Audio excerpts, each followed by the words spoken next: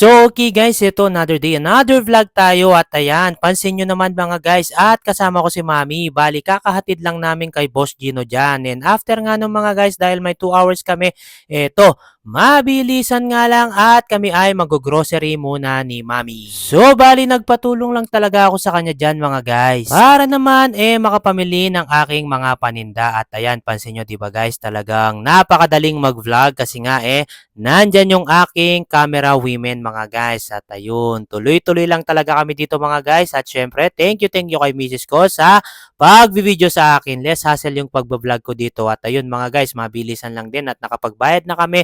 At kinarga na nga ni Pare Koy. At syempre, pampabuenas. Thank you Pare Koy. So after nga nun mga guys yan, fast forward na lang tayo at nasundo na nga namin si Boss Gino namin mga guys. So ito mga guys, after nga nun si Mami naman at si Gino naman ang may pupuntahan. At eto mga guys, mabilisan na lang din. Nandito na kami sa Mr. DIY. So yun lamang guys. Bye bye. Finger kay sa akin. At eto yung anak ko, in-enjoy niya yung donut. God bless you po.